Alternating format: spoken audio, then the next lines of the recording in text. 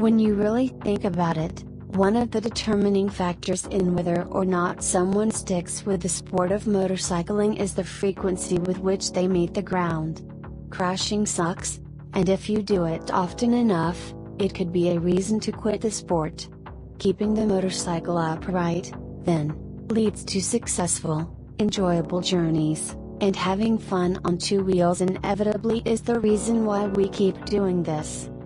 If you're reading this, then obviously you know full well how much pleasure can be had from motorcycling. Those perfect days with beautiful sunshine and curvy roads can do a number in brightening someone's day. Then there are those days when the sun doesn't shine.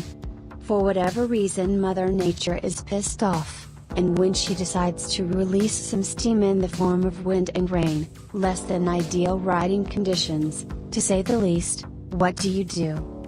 This was the position I found myself in this weekend, as a guest rider aboard a Honda CRF 150R modified for supermoto duty, during a 5-hour endurance race. I'll tell the tale of my race at a later time, but the moment that stuck out for me was during my second stint, when the track, shining in sunlight a few minutes prior, suddenly turned dark and gray thanks to some menacing rain clouds.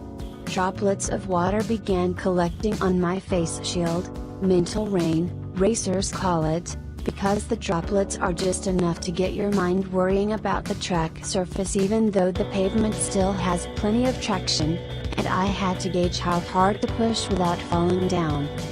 It was a tough task trying to decide how hard to push, and the varying grip levels can play havoc with a rider's psyche. A rider low-siding in front of me was the answer I needed in determining what grip levels were like, and without rain tires at my disposal, the mission now was simply to keep the bike upright. I've heard coaches use the phrase slow hands when describing a rider's movements. A rider's hands should be slow and deliberate, and relaxed, in order to give the motorcycle inputs without upsetting the chassis or the tires. In dry conditions, often a rider can get away with cheating on the slow hands drill because the grip levels provided from the tires and pavement are enough to mask these mistakes. But the emphasis of slow hands was put into clear focus for me when the heavens opened up. With a wet surface and relatively slick tires with minimal siping, abrupt braking is a recipe for crashing. Instead, I had to remind myself to gently, but deliberately, squeeze the brake lever. Doing so would let the tire's contact patch dig into the ground, whereas a sudden jab at the brake could cause a lockup and crash. This is a big reason why we're fans of ABS. The same technique applies when getting on the throttle. Whacking the gas wide open on corner exit is a recipe for disaster, whereas twisting the wrist with intent, not anger, can allow the rider to gauge available traction.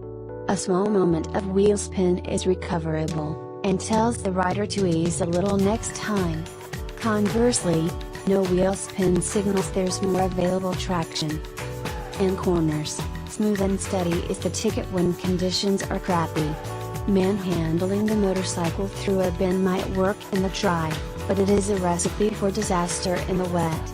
The potential loss of traction can happen so quickly that there's no recovering. Meanwhile, if you relax on the bars and ease the motorcycle through turns, any potential slips or slides can be recovered. Endurance racing has a lot in common with your typical street ride. It's not always about outright speed, but instead about bringing bike and rider home in one piece. No matter what you ride, where you ride it, or when you go, we're always judging how much grip we have available. When it's bright and sunny outside, those calculations are pretty easy, but when the conditions go south, are you prepared? I enjoy riding quickly and dragging a knee on the ground every now and again as much as the next guy. But I also enjoy the challenge of staying upright in the face of adverse conditions.